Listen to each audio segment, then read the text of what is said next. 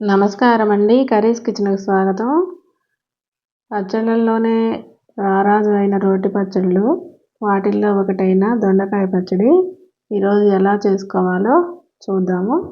దానికి ఏమేం కావాలో, ఎలా తయారు చేసుకోవాలో మొత్తం ఇప్పుడు చూపిస్తాను.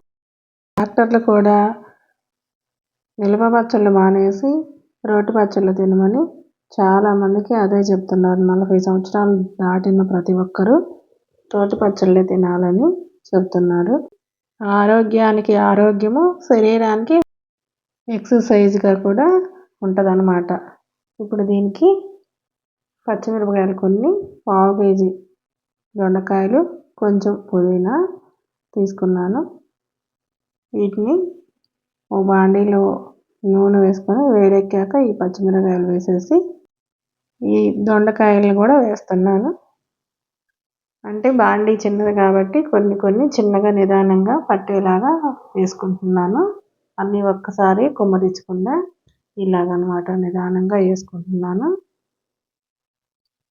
కొంచెం పెద్దదే పెట్టుకోవాల్సింది, నేను గబుక్కున చిన్నది పెట్టాను. అందువల్ల ఇలా నిదానంగా వేస్తున్నాను. పర్లేదు, అయినా కానీ అవి మగ్గి ఉడికేటప్పటికి సరిపోయిద్ది. ఇప్పుడు కొంచెం ఉప్పు వేసేసుకొని మొత్తాన్ని ఒకసారి స్పూన్ తోటి ఇలా కలుపుకోవాలి.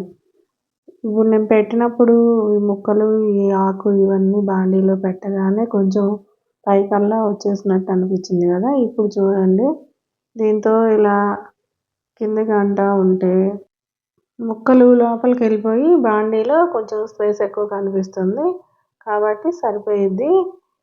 ఇప్పుడు కొన్ని వెల్లుల్లిపాయలు 5-6 రెబ్బలు వేసాను అన్నమాట. ఈ వెల్లుల్లిపాయలు ఇవి వేసిన తర్వాత కొంచెం సేపు మూత పెట్టుకోవాలి. ఇప్పుడు ఈ మూత తీసేసి దీనిలో చుక్కకూర కూడా కొంచెం పెడుతున్నాను. ఎందుకంటే చుక్కకూర వేస్తే అసలు ఈ దొండకాయ పచ్చడి ఎప్పుడైనా సరే చుక్కకూర కాంబినేషన్తో చేసి చూడండి ఒక్కసారి. కావాలంటే అసలు ఎంత రుచిగా ఉంటుందంటే అంత రుచిగా ఉంటుంది.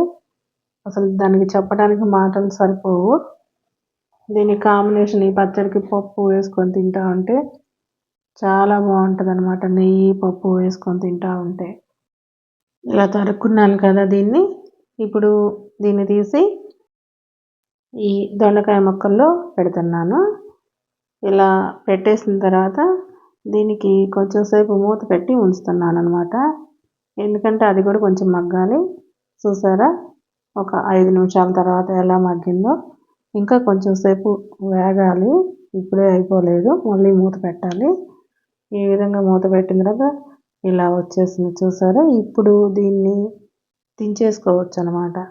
ఇంకా దించేసే స్టేజ్ వచ్చేసింది. ఆకంతా మగ్గిపోయింది, ముక్కలు కూడా బాగా మగ్గిపోయింది. ఇప్పుడు దీన్ని స్టవ్ ఆపేస్తున్నాను. స్టవ్ ఆపేసి దించేద్దాము. ఇలా దించేసిన దాన్ని రోల్ దగ్గరికి తీసుకెళ్ళి శుభ్రంగా ఇలా కడిగి తుడుచుకోవాలి. ఎప్పుడో ఒకసారి కదా మనం రోటి పచ్చళ్ళు చేసేది, ఎప్పుడు చేయం కదా. ఎప్పుడన్నా ఒకసారి చేసినప్పుడు శుభ్రంగా కడగాలి. ఇలా ముందుగా అల్లం వేసి కొంచెం దంచాలన్నమాట. కచ్చాపచ్చాగా అల్లం దంచాక కొన్ని వెల్లుల్లిపాయ రబ్బలు వేయాలి.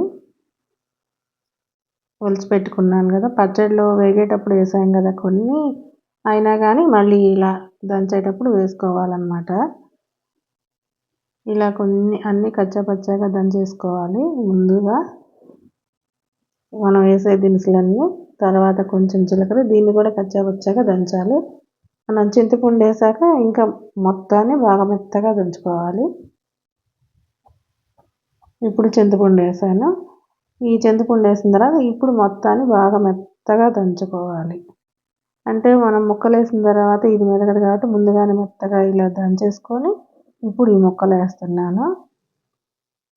ఈ ముక్కలు వేసిన తర్వాత అవి మెదగవు అన్నమాట. అందుకే ముందుగానే వాటిని శుభ్రంగా దంచేసాను మెత్తగా.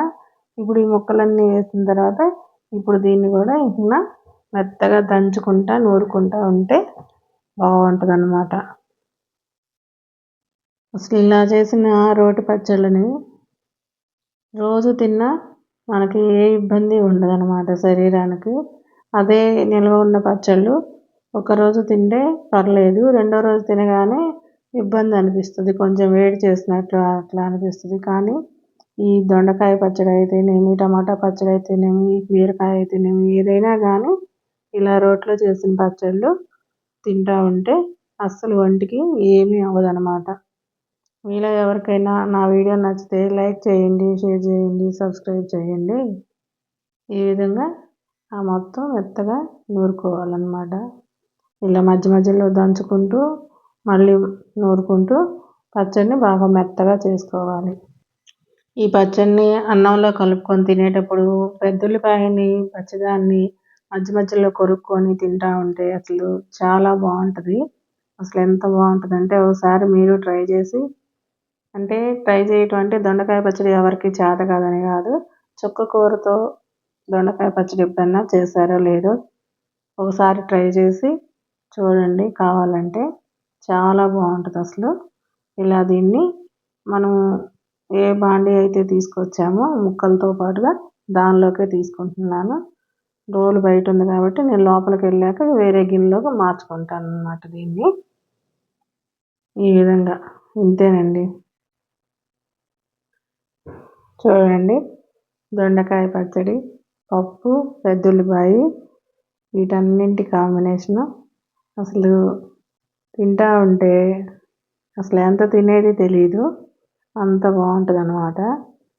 చూసారు కదా, నచ్చితే లైక్ చేయండి, షేర్ చేయండి, సబ్స్క్రైబ్ చేయండి. ఉంటానండి, బాయ్ అండి.